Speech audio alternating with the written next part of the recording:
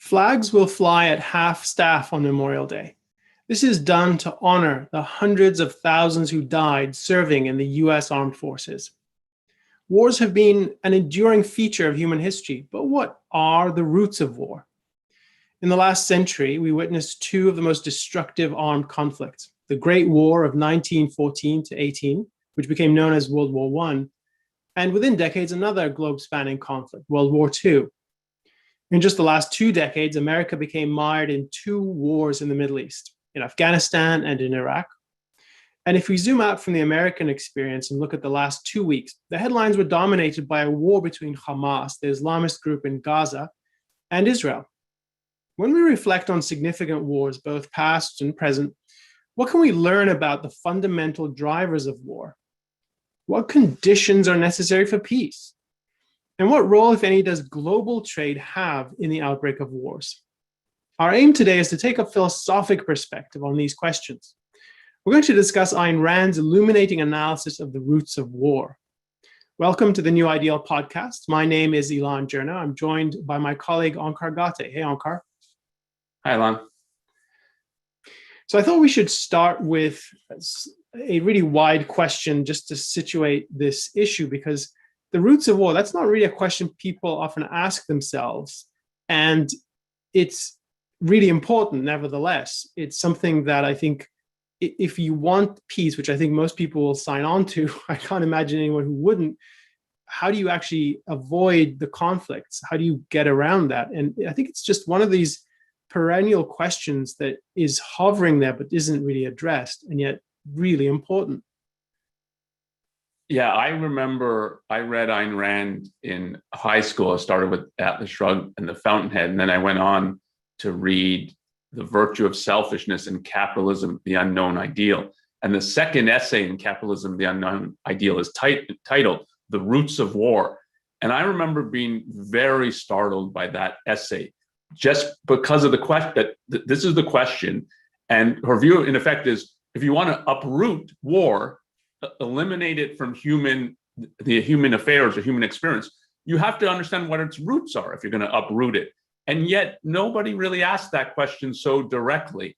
And then her answer was startling too. But just the fact that she's so openly asking the question indicated to me that she's thinking about it in a way that most people don't think about it. And I think the other thing, if you go to college and you take classes either in international relations or in history or any of the humanities, these sorts of questions come up. If you do brush up against some of the perspectives on what is the cause of war, whether it's political or historical analyses, you often get things that I think are not very helpful. I think one of the things we should do when we get further into the conversation is to go and look at some of those other views and contrast Rand's view.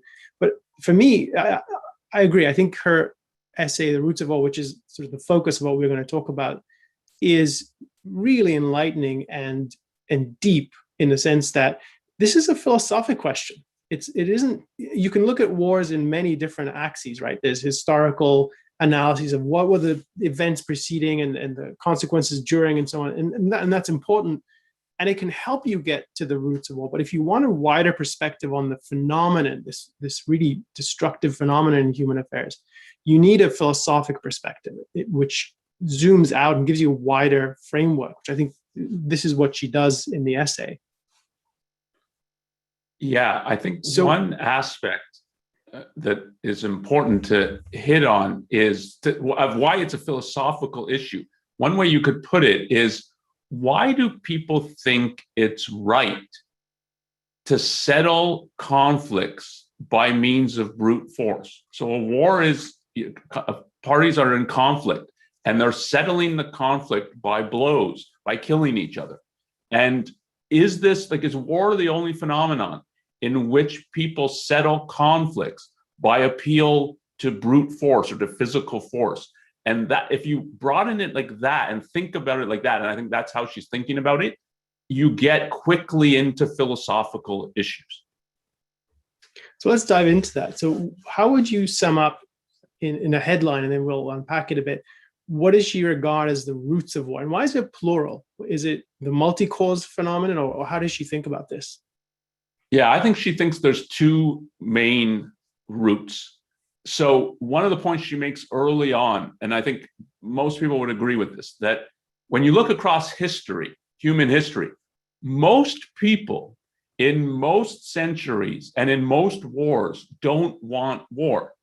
It means death, destruction, injury for them. It means if you think of past centuries, very precarious existence. Like people are mostly farmers. It's very hard to live year to year. And a war that comes and burns your fields, destroys your crops, your house is destroyed, and you get conscripted into, and you have to go fight, and you can't farm. So it's a disaster. So most people don't want war, and yet war has plagued human history. And so one of the questions is, who are the people or factions or kind of groups that push for war? And I think she thinks there's two main ones. And they're related. I mean, so in a sense, it's one phenomenon. She'll say the root of war is statism, and statism means a political system, an advocacy of a political system in which power is concentrated in the state at the expense of the individual. And when you have a regime like that, you have conditions for war. But there's people who push that that's what government should be like. Power should be held in the hands of the state at the expense of the individual. Communism, for instance. We're going to have a dictatorship of the proletariat. That's a form of statism. So there's intellectuals pushing for that. And then when you get regimes like that, they're on the side of war, not on the side of peace. And I think she thinks those are the two roots. And then we can explore what it means to call these roots.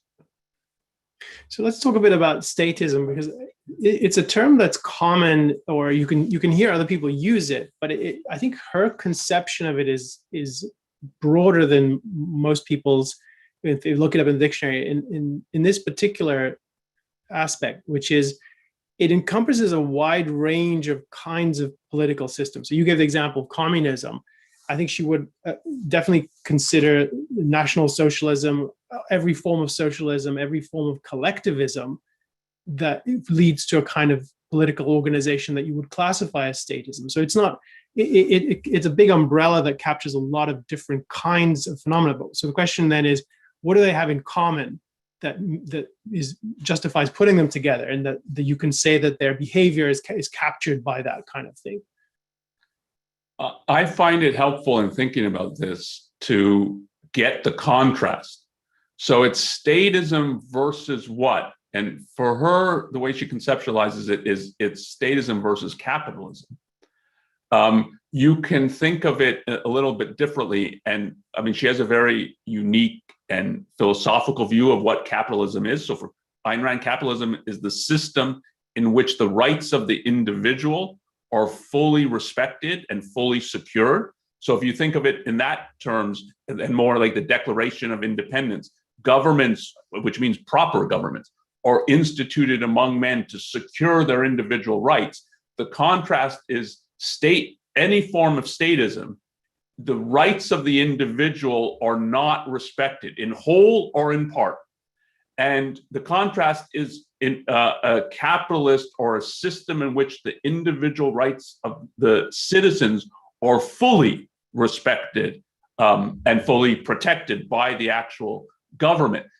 And if you have that contrast, and if you have the Declaration of Independence as announcing to the world, this is what proper government is, it's in effect saying any form of statism, any form in which the government holds power and the individual rights of the citizens are denied, is wrong.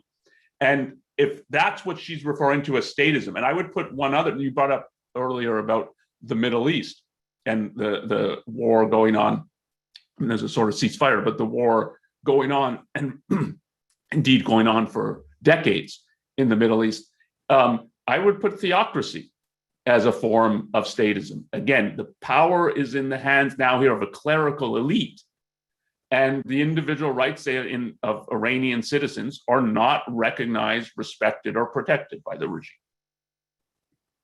So, I mean, that's helpful. And then we think about how a regime like that operates. then Yeah, and if the rights are not, yeah. I was going to say, yeah, you should talk. I mean, you're an expert on the Middle East. Just talk a bit about what it's like to live under a regime like this. Yeah, I was going to say that's a good suggestion. So if you think about the Iranian regime, for example, I interviewed someone who was an exile from Iran just a few months ago on our podcast. One of the things you discover is that it really is living in terror and constant uncertainty, because you don't know if you go down to the streets to go to the grocery store and buy something, an innocuous kind of activity that every one of us takes for granted as safe and routine. You don't know if you're going to be rounded up and accused of arbitrary crimes against the state and thrown in prison without a trial. Like those sorts of things happen. If you speak out against the regime, you risk that kind of behavior. And even if you don't, you might be rounded up because you're in the wrong place at the wrong time. There isn't a sense, any kind of recognition that you as an individual have a life that is yours and you are entitled to live it according to how you believe is right. So you can't speak out. There is no such thing as freedom of speech. And the exile I spoke to was a woman. And in Iran, because it's a theocracy in the mold of Islamic totalitarianism, there's a particularly oppressive state of affairs for women in that situation. So they can't leave the house without a chaperone. So just think about what that means morally from the perspective of your life. And, you know, if your wife or your daughter, your sister, and you have to be the chaperone. So that you don't own your own life. You don't have control over it. That is completely in the hands of the authorities, the state, in this case, the theocratic state. So you are a pawn for whatever they decide to do with you. And in fact, you might become, if you're judged to be a threat to the regime, and many people are, they're thrown in prison for all kinds of petty things that should not be crimes, then your life is in their hands and they can dispose of you. You could become someone that they parade on TV. So I'll give you an example. This happened a couple of years ago. There was a teenager and she likes to dance, and she went on, I forget if it was Snapchat or Instagram, and she recorded herself dancing in her bedroom. And she got a lot of followers and people liked it. And to the extent that people can access these social media platforms, she became kind of a sensation. So I think she was 18 or so, it was even younger, maybe 17 at the time. And the authorities decided that this was basically prostitution. This was illegal. This was a crime against God.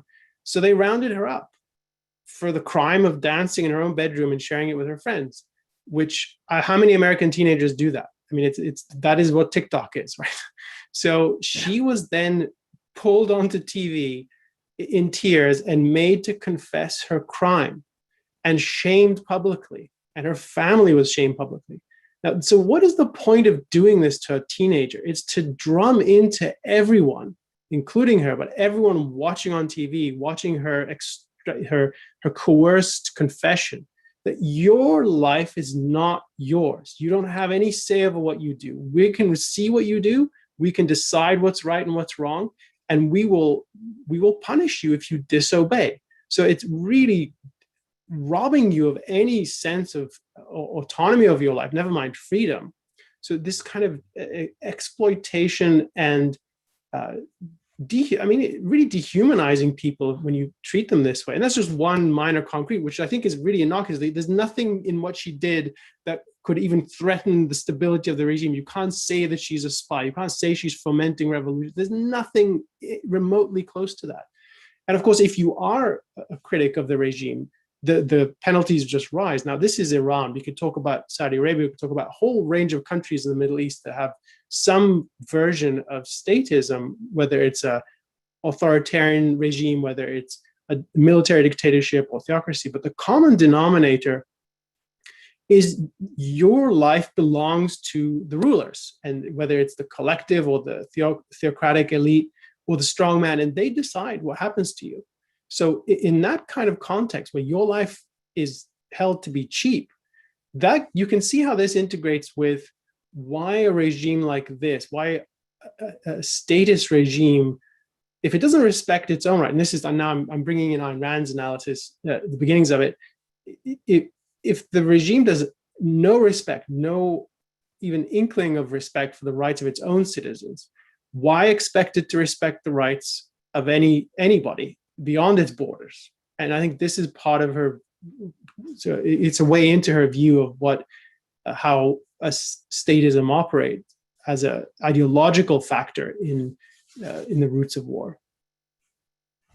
Yeah, another way to put the point that if they don't respect the rights of their own citizens, why would you have any reason to think they're going to respect the rights of other citizens of other countries? You can put it that statist regimes, and particularly when they get to the level of something like the Iranian regime, are at war with their own citizens. And it's not a big step to get, well, we're going to be at war with other people as well. But to conceptualize it like that, we're at war with their own citizens. And then you brought in, there's an ideological aspect. So part of it, that's, you just have a regime like this, but it's a regime sanctioned by an ideological viewpoint, a viewpoint that argues that theocracy is the proper form of government, just as communist regimes come into power from an ideological perspective, that there's people and intellectuals arguing that communism is the proper form of government. And it's one way you can put it is that the rights of the citizens or the subjects of these regimes, they don't recognize their rights. But putting it more in kind of what is their viewpoint? So they deny the individual and the rights of the individual. Their viewpoint is that there's something greater than the individual to which the individual is subordinate and owes obedience. He owes submission. And that, I think, is important to get ideologically. It's, okay, I don't count, but what does count? Well, it's God. You put it like it is a crime against God. It's the God we've imagined, or it's the dictatorship that is ruling. We're going to usher in the communist fantasy of somehow we're going to live in anarchy and everyone's going to have abundance and no one's going to have to produce. We just run around and so on. It's a kind of a Garden of Eden view when the state withers away. We're the people who know how to do this, shepherd it in. We should have all power. You're subordinate to us. You owe us obedience. And obedience, you can get obedience through the muzzle of a gun. And that's what unleashes force. If you have a philosophical viewpoint that says what's good is for people to submit and obey, then what you're saying is you can achieve the good by physical force. I can make someone submit and obey and tell them, if you don't, I'm going to gun you down. And that's how all these regimes work. They work by terror. They work by initiating force or the threat of force against their citizens. And so you have to get these regimes come into power through ideological means for the most part, and certainly in modern history. Yeah, I found your point that their war with their own citizens really helpful. I think that really captures the mood and the experience of people who live under these regimes.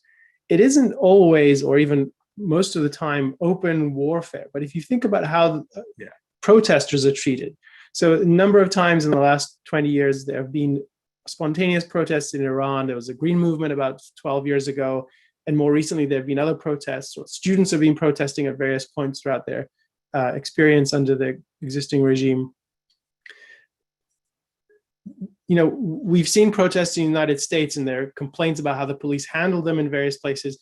That is what you see in Iran is worlds away. You see the regime literally opening fire on its own people, shooting them down, mowing them down with armored vehicles, and then arresting people without any sense of what due process would be or any semblance of a rule of law approach to this sort of phenomenon.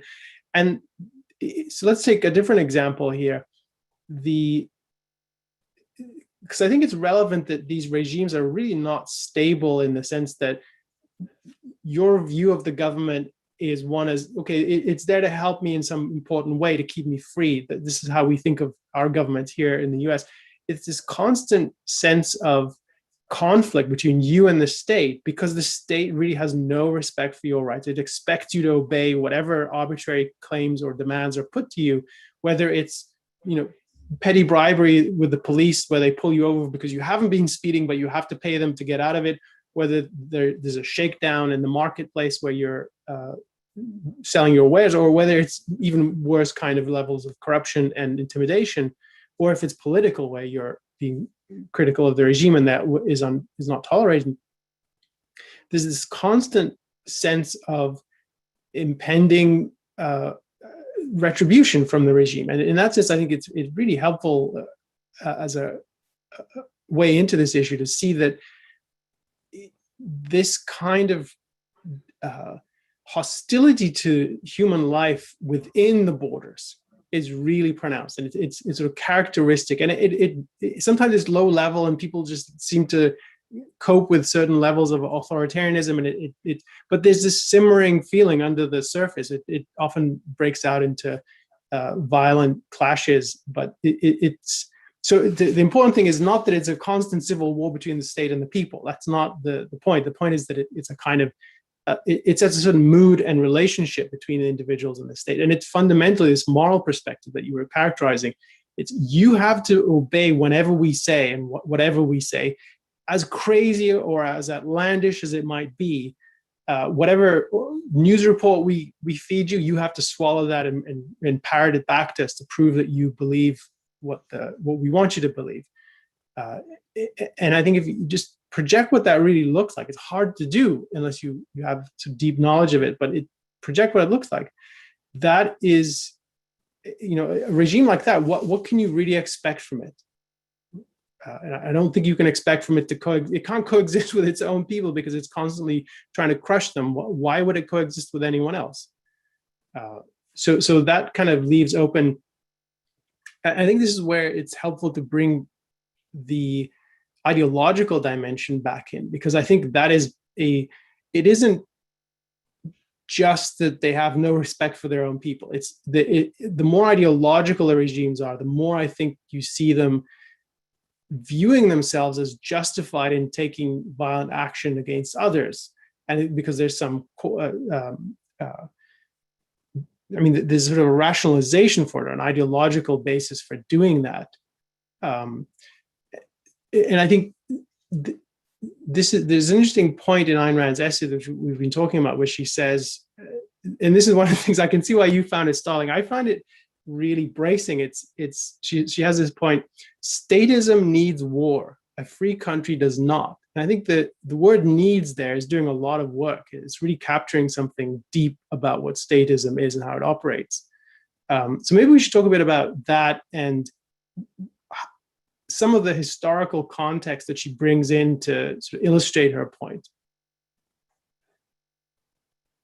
Yeah, she's stressing, when she says it needs war, she's stressing that it's at war with its own people. And part of what that means is most of statist regimes make life in the country unbearable. They make it next to impossible to think, to produce, and to trade among citizens in the country. So they're impoverished.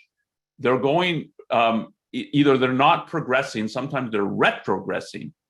And the one attempted solution, but the regime knows it's not going to work, but the regimes fear civil war, as you were stressing. It's not always outright warfare, but what they fear is outright warfare, that the people will take up arms against them and throw them out.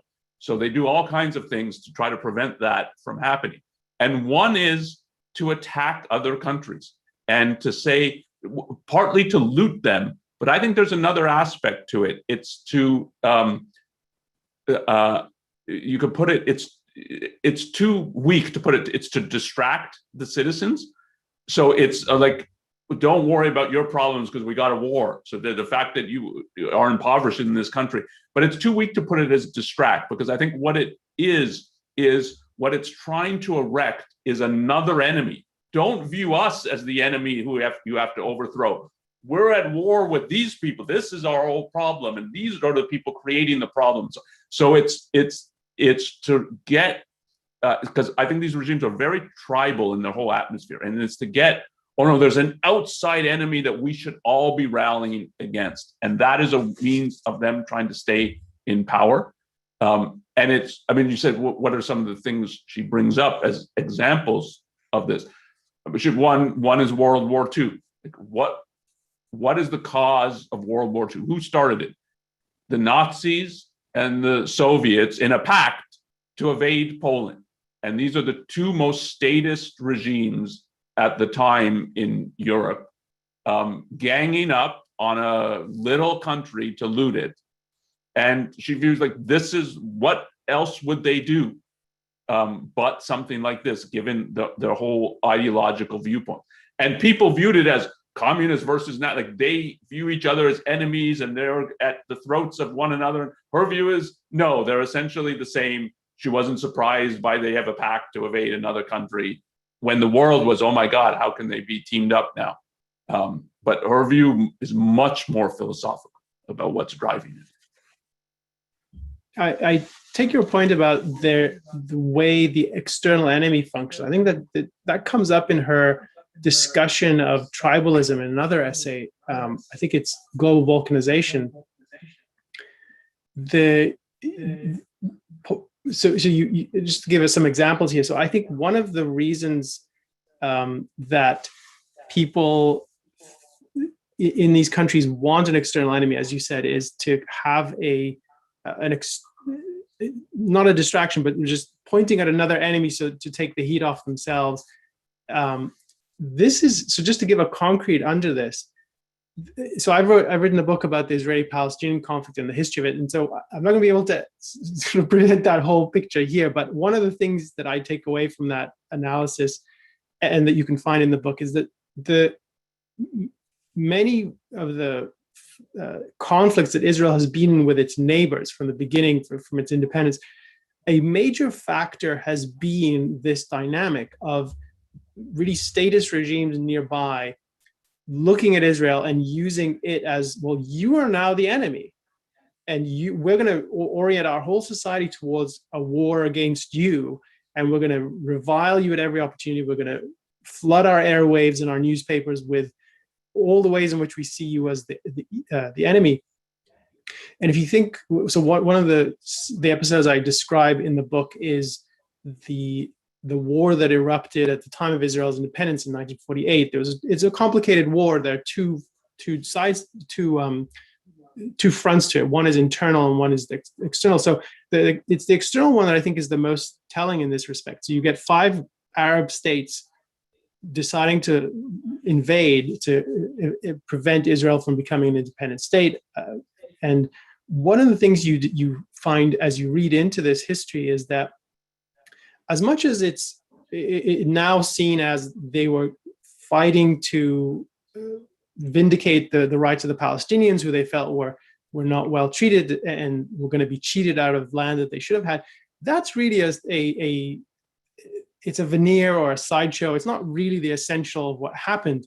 What actually happened, you see, is that the neighboring countries, particularly Jordan, and I think this was true of Egypt as well, and part of what they wanted was, well, here's an opportunity to go after this enemy we've been bashing for so long, and we can just rip it apart, and each of us will conquer some territory, and hey, I get access to the Mediterranean, I get access to other parts of the world. I could use this I could take over the ports, I could take over the agriculture.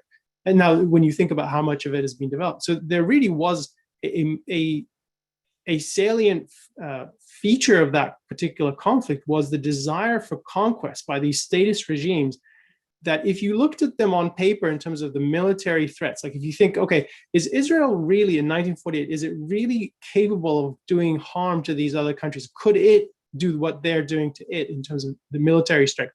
There was no question. It could not even begin to do that. It barely was able to defend itself in the face of these invasions. So what you see is that there is a gang of statist regimes. Some of them are monarchies, some of them are just authoritarian regimes, and they couldn't really coordinate because they were each at each other's throats anyway. They regarded each other as enemies, but the goal was to go and conquer this territory.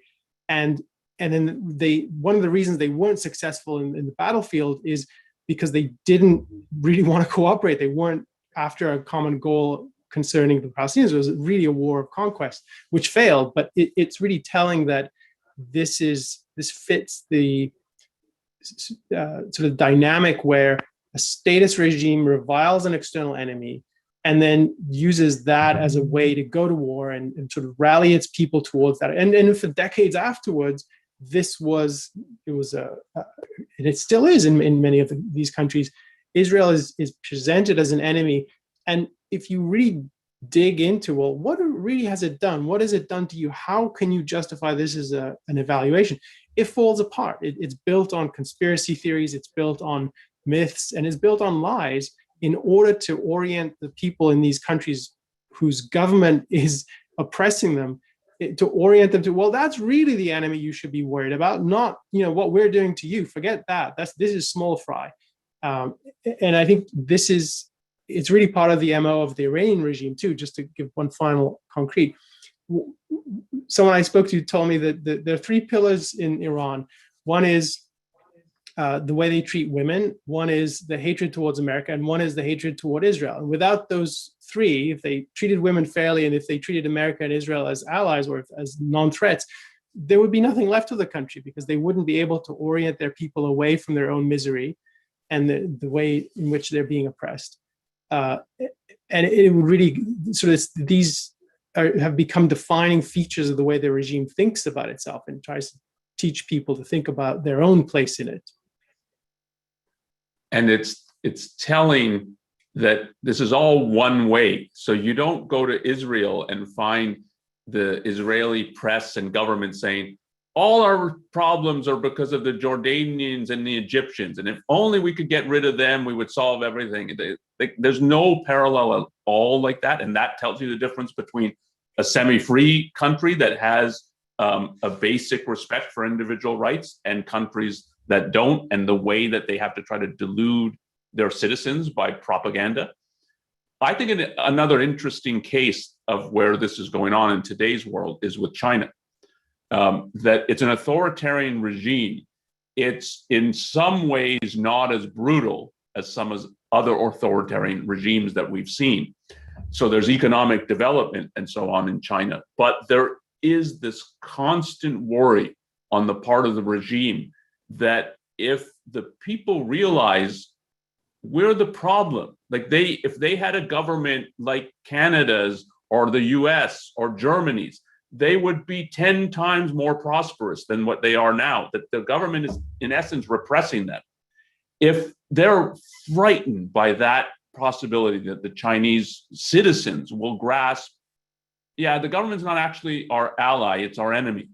And we should overthrow it, or you can put it mildly, reform it to be something that is much more respectful of our rights as Chinese citizens.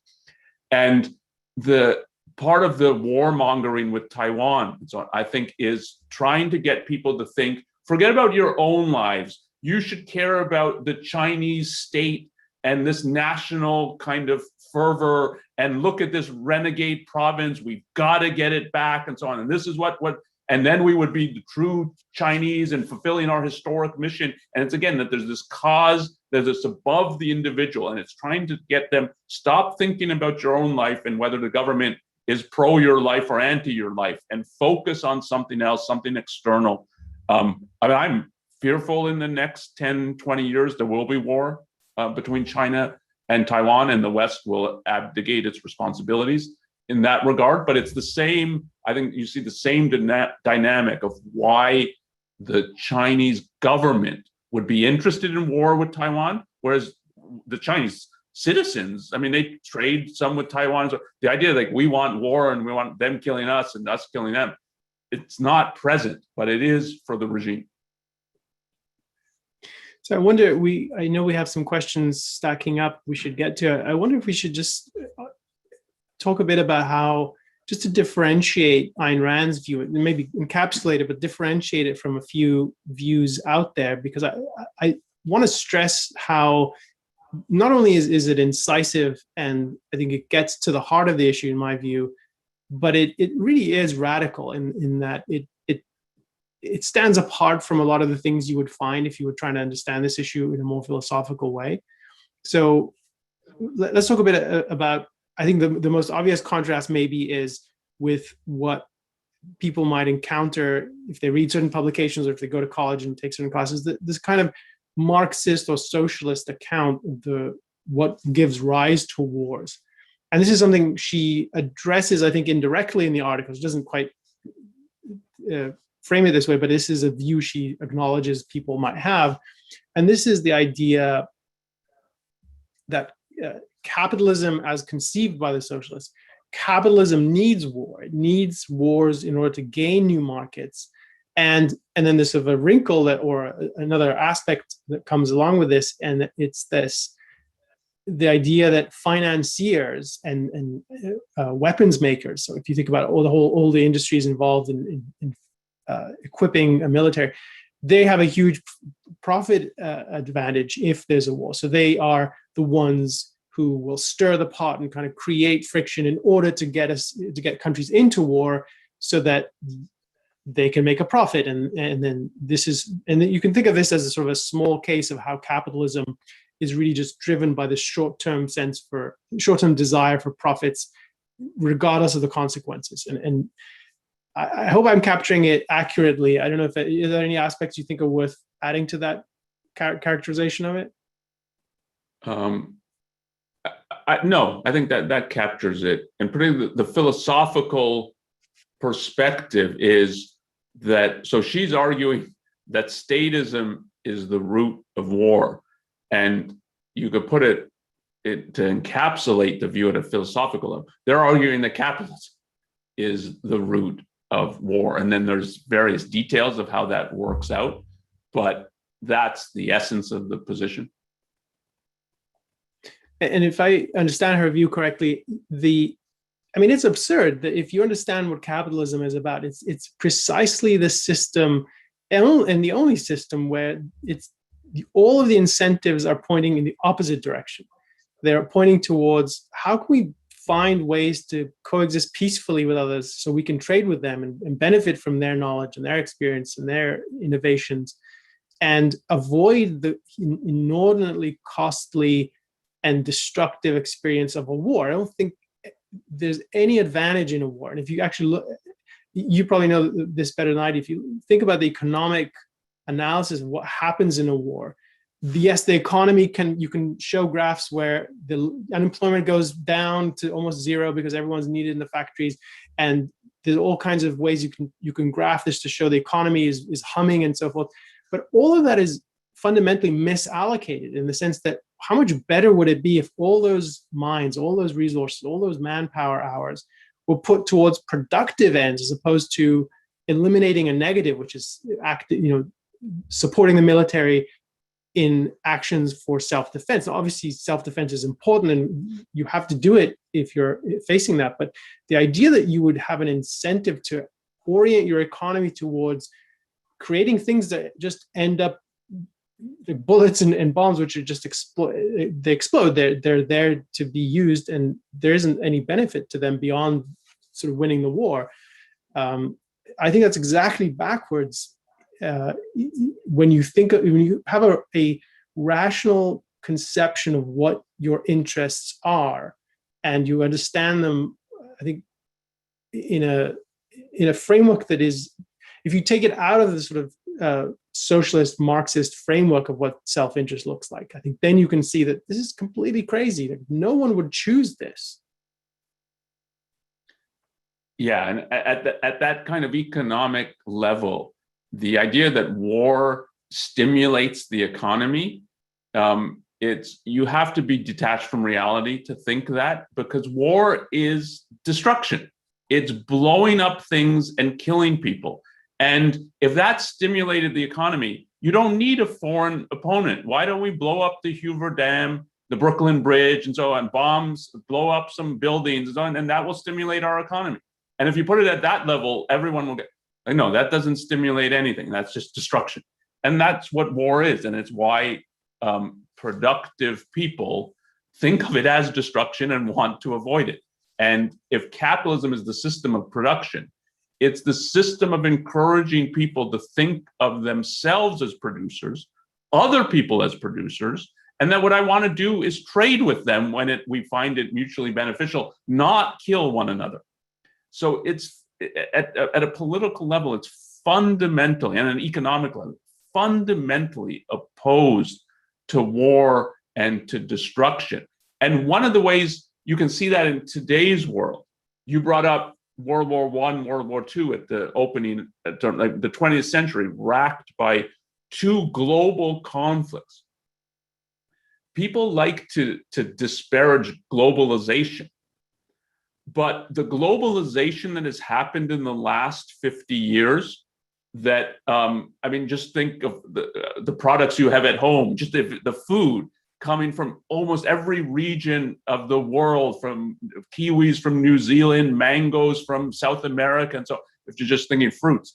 And if you think more broadly of all the products you get from all over the world, the interconnectedness of people, of trade, that's what globalization is, makes it that most individual people, when they're not thinking about what they've been taught kind of ideologically, philosophically, and they're not members of some dictatorial statist regime, they recognize, like, I don't want war. I want to trade with China. I don't want to be trading bullets with them. I want to be trading electronics with them, and so with the Chinese people, not the Chinese government.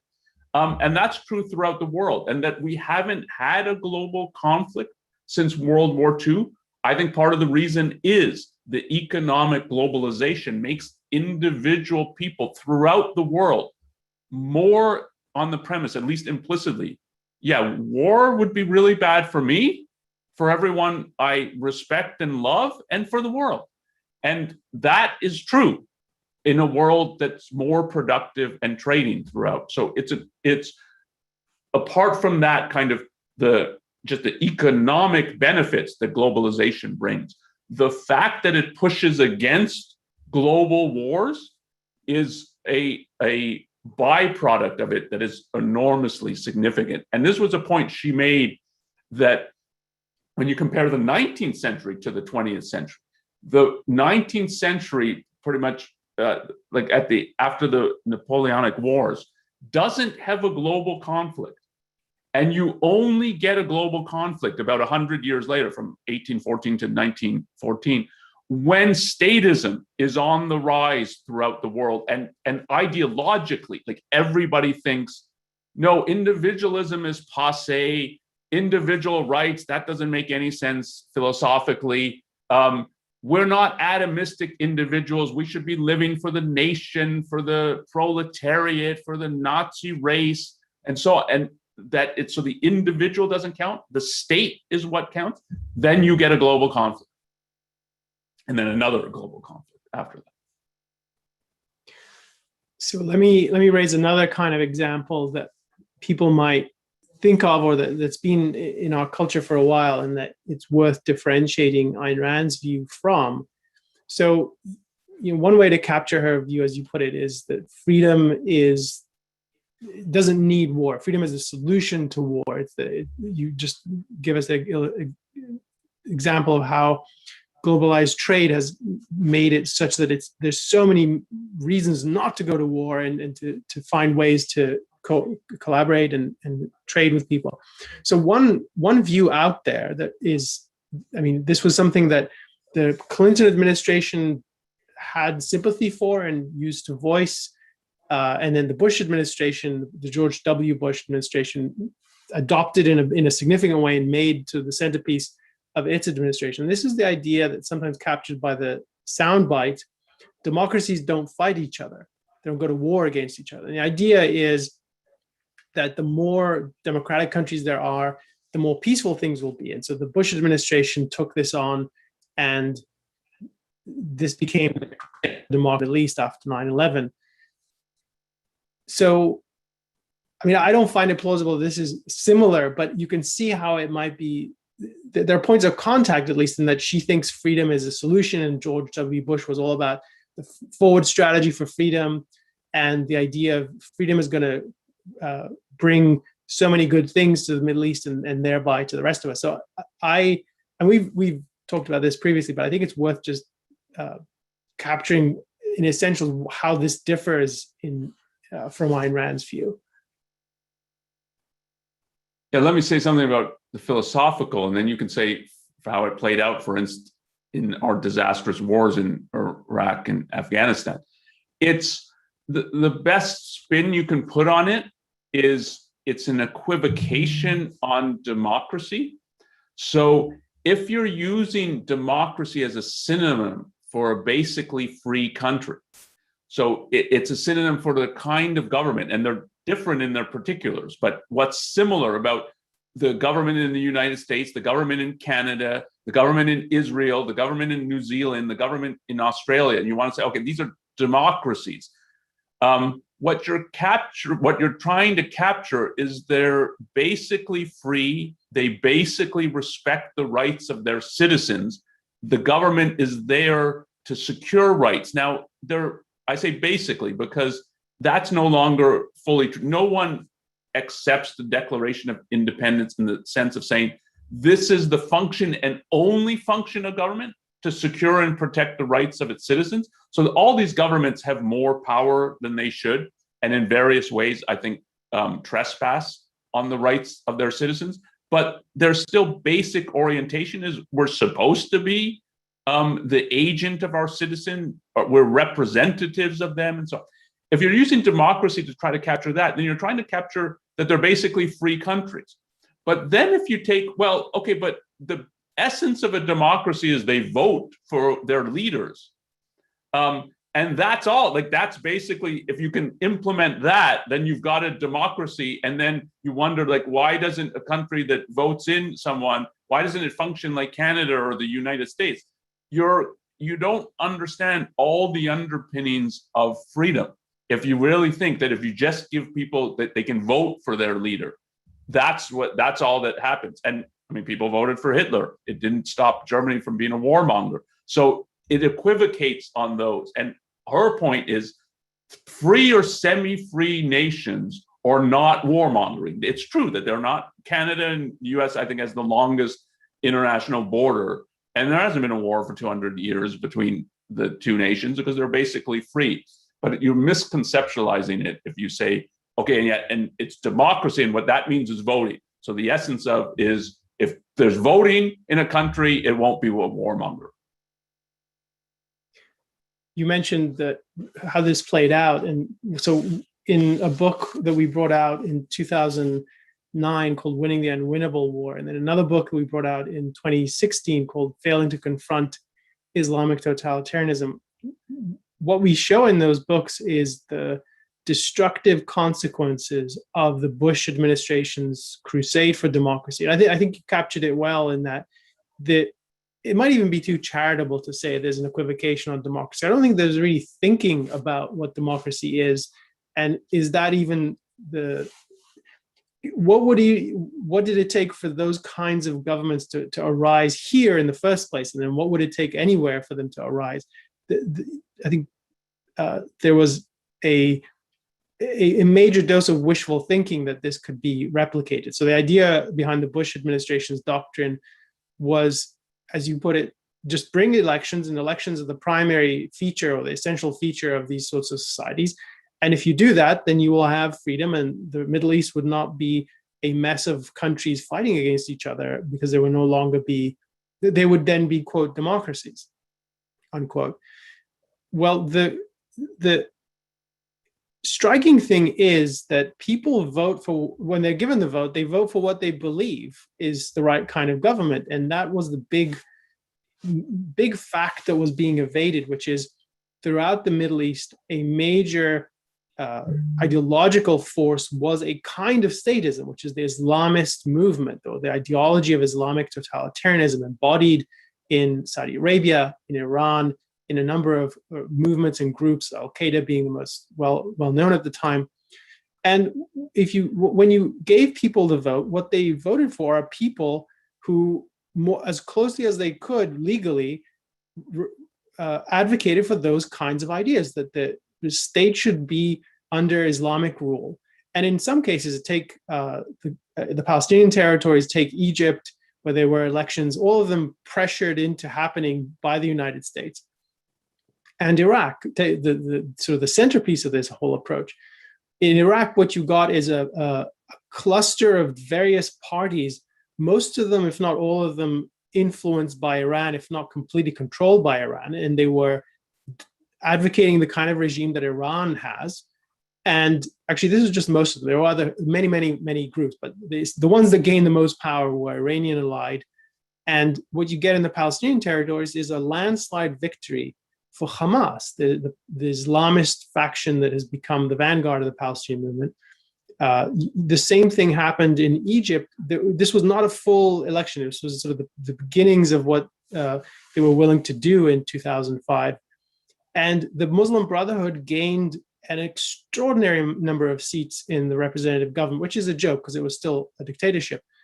And then again, during what came known as the Arab Spring, which is, I think of that as the second wind of the Bush administration's doctrine. This was a country that, so in Egypt in particular, there were major protests to bring down the authoritarian ruler, Mubarak, and he stepped down. And after various interim governments, they had elections. And who won?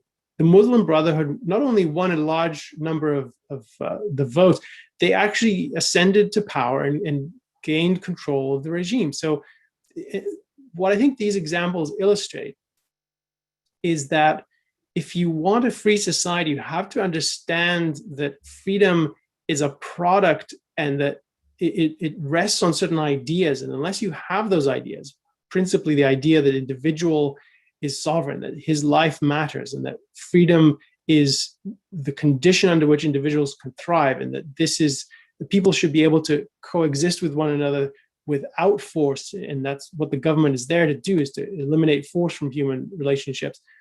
Unless you have some of those, and those are just a sketch of what freedom requires, you can have elections, but what you will end up with is whatever dominant ideas people do actually believe in, because they don't believe, not enough of them believed in the ideas of individualism, of freedom, and of governments that are there to be the protector of freedom.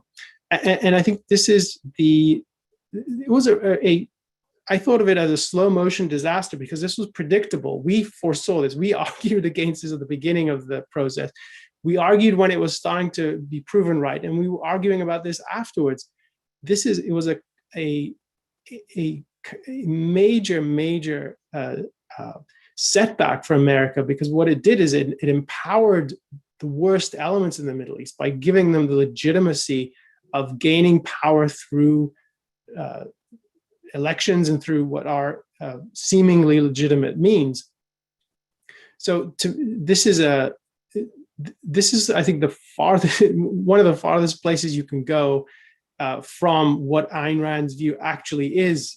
This is a travesty of what it means to advocate for freedom in international relations or in any context, because it emptied freedom of all philosophic meaning and foundation and treated elections as a primary, when that is a terrible inversion.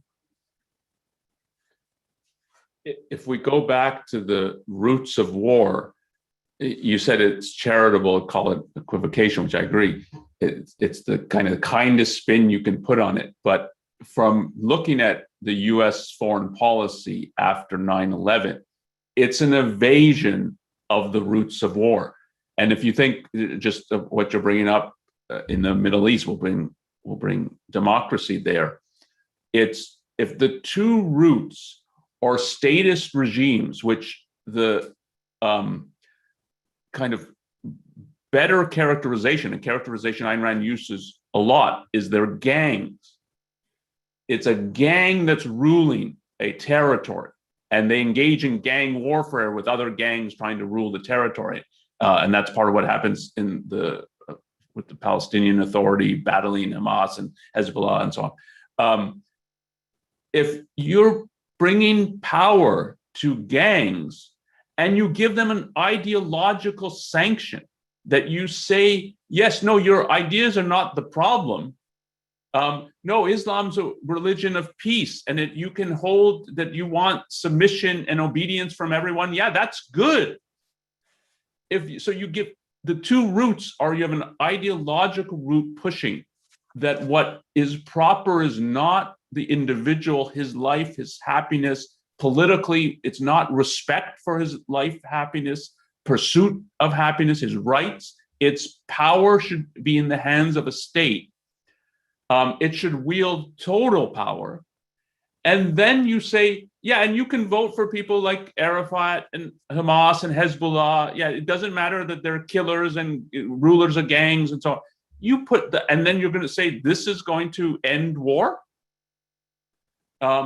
It was such an evasion of what the actual roots of war are. And if you were trying to do something to end the war in the Middle East, what you would have to uproot. Well, we're close to time. Let's try to fit in some of the questions that have come in. Let's see. So I don't know a lot about Bitcoin. Do you feel like you can answer this question? So there's a question here about if Bitcoin were more widely adopted and replaced fiat currency, would that have an impact on the likelihood of wars because government would be less able to pay for war through the printing of fiat currency? I'm not sure I fully get it, but I don't have a real view of Bitcoin and the cryptocurrencies, but I don't think at that level of analysis, so that kind of concrete thing, that has any impact on whether we're going to see world wars and so on.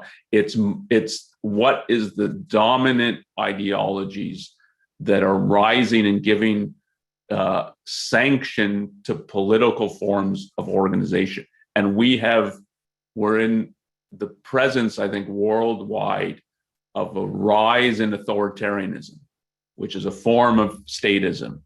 And if that's what's rising politically, then we're moving closer to war and global conflict, because for the very reasons we were talking about, that statist regimes, as Ayn Rand put it, need war. So there's a question here about what the question is characterizing as domestic wars, such as Nixon's war on quote, illegal drugs and the war on cancer, both of which in which individual rights are taken away. I think of those as metaphorical wars, and in the sense that what the analogy is that there's a concerted effort around this target, this negative factor in society. But I guess if maybe this is what the question is trying to get at is it that there's a commonality in these and actual wars in the sense that the individual's freedom of action is being curtailed in both? I'm not sure I got the question, but I don't understand the parallel to a war on cancer at all. I don't think governments should be funding healthcare and healthcare research and so on, but I don't think there's parallels to what we're talking about in so-called war on cancer. But the war on drugs is, I do not think this is a legitimate government function to tell people what drugs you can and cannot take. And I think the painting of it as a war on drugs is deliberate. So, and for the way that we were talking about, to make an enemy that you must oppose. It's a war on drugs, and they're destroying us, and they're destroying young people, and they're destroying the fabric of our cities and our civilization. We got a war against it, versus thinking of it as there's somebody smoking marijuana in his bedroom. And it's like, why is this a threat to me? So to paint it as a war is to demonize it and to say, we need drastic action. And then part of what happens with the war, to make the war on drugs, to make these things illegal that should not be, you attract the criminal element to it. And so then you do have actual killings going on and gangs fighting for territory and so on, for the whole illicit drug trade. I mean, trade in brackets, in scare quotes. So you've made this that it's only going to be criminals who are going to be running everything. And then it does look more like, this is a big problem. We don't want these criminal gangs. And then it makes it seem like the government's action is more legitimate than it actually is. So I think there's that parallel in the war on drugs. There's many dissimilarities, but there is a parallel in that way. All right, let's make this the last question. The tribalist and statist blame game of deflection exhibited by regimes around Israel is telling, but I'm confused here, says the questioner. This is common in all states, including Israel. Why the exception? I'm not sure if I get the last part of it, but it's common in. Is it common in all states? I mean, I think it's common to the extent that what you're seeing are tribal dynamics. So is there something like this between the Republicans and Democrats in the United States? Do they treat each other as rival gangs and vilify each other and use this to kind of rally their base and point at the other side is doing this, we have to go after, and let's raise some money around this. This is the biggest crisis going, and it's done on both sides. I mean, I think that happens, and it's definitely a tribal phenomenon. The kind of what you're characterizing in the question as deflection, or as Onkar put it, pointing at an external enemy in order to justify obedience. I think you get that that's more pronounced in states that are more controlled and more statist and more tribal. And I think those go together. So I think that is, so let me just give a concrete, because I think this is maybe where the question is coming from. The kind of vilification I'm describing by the state external to Israel for decades are things like mini series of dozens of episodes that dramatize the conspiracy theory, the protocols of the elders of Zion, as fact, as historical fact. And this is broadcast on Egyptian TV, on all kinds of satellite TV throughout the Middle East continually. This is not and it's not an outlier, and it's not a freak thing. And then you get newspapers that are government run or government censored so that only what is approved appears in them, publishing this sort of conspiratorial thinking all the time, official government statements blaming Zionist conspiracies, trying to overthrow us. They're after our blood. They're going to take your children. They're going to use them for sacrifices. All kinds of crazy stuff that happens all the time. And so it's in the atmosphere to the point where if you live there, this is normal. We know this is all true. This is part of what you breathe and live around. That's a high, I mean, the volume is turned way up on that. Now, and that it actually leads to war. It led to war. So decades of the rulers of Egypt calling Israel a cancer in the region and treating it as that actually led to war, and a popularly endorsed war. So that there's a remarkable story of the Egyptian ruler failed in a war effort in 1967. The Egyptian military air force was decimated before it even took off from the airfields. He offered to resign, but he was dissuaded from doing that by popular support. So just think about what had to have happened in that kind of society for the popular support to go to the authoritarian ruler and tell him, don't leave, we're okay with this. It's not you. They did something to us. This is their even greater enemy than we realized. So that level of orienting towards an external enemy is at a scale that's way it's hard to capture. Now, does it happen in other societies? Are there things like this? I mean, I can tell you in England there are racists who point to immigrants and people from India and Pakistan and treat them as the source of all problems in British society, and that's been going for a long time. Is that the same thing? It's the same in kind. Is it the same in degree? I don't think it is. So I guess what I'm trying to capture here, and I hope I'm getting the core of the question, is that I think this kind of behavior is very closely connected to tribal thinking. And the more it's in power, I think particularly politically powerful and culturally powerful, the more pronounced it is and the more it's acceptable because it is controlling. Does it happen in Israel? Yeah, I think you can see this within the political factions. Does it happen with respect to the way as Onkar put it, it's a one-way relationship. You don't get the same kind of ferocity that you hear in Egypt towards Israel as you do in Israel towards Egypt. It just does not exist. There's nothing comparable that you would characterize as the same in that respect.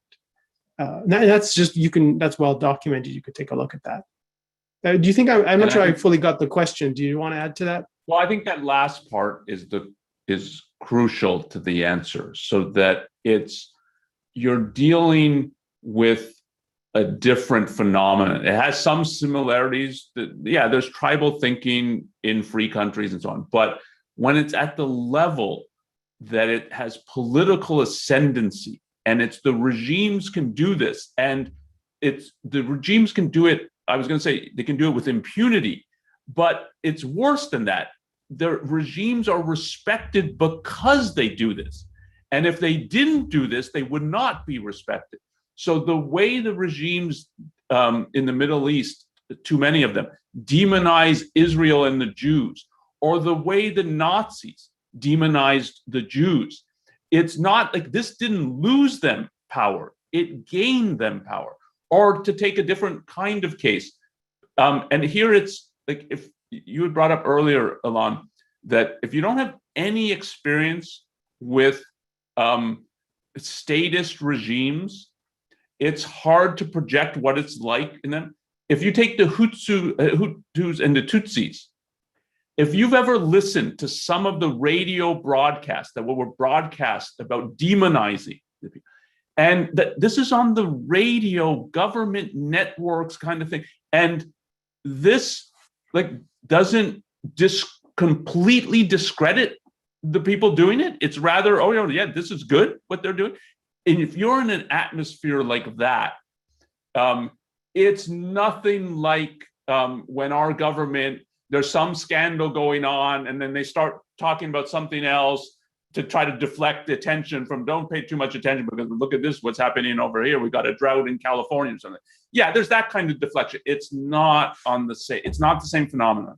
And you have to really think and try to kind of project, or if you have any experience. I mean, I lived as a youth for a year under a communist regime, and you have no idea, if you can't try to project what that really is like, that it's a difference in kind, not in degree, between what the way the Biden or Trump administration tried to deflect various things and what happens under these regimes.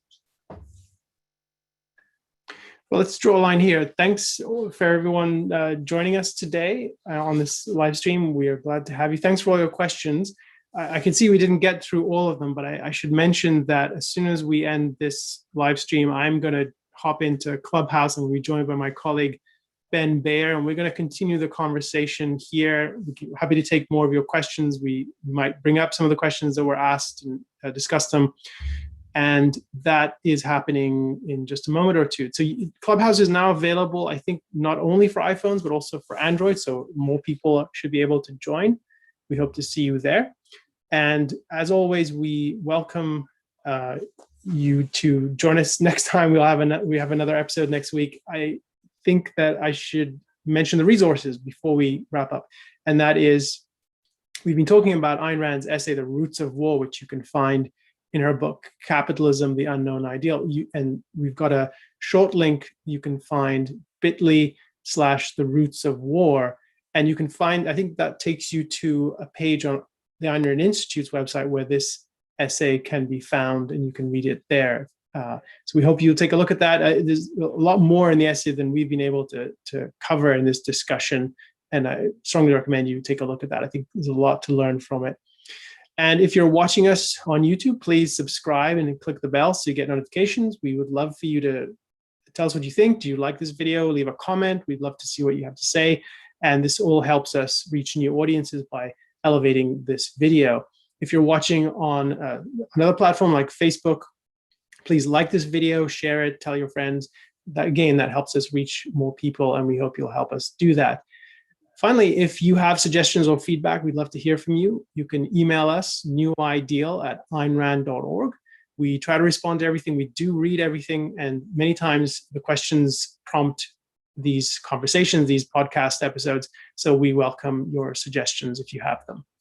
And I think until next time, thank you all for being here. Thanks, Onkar. Thanks, Elan. Thanks, everyone.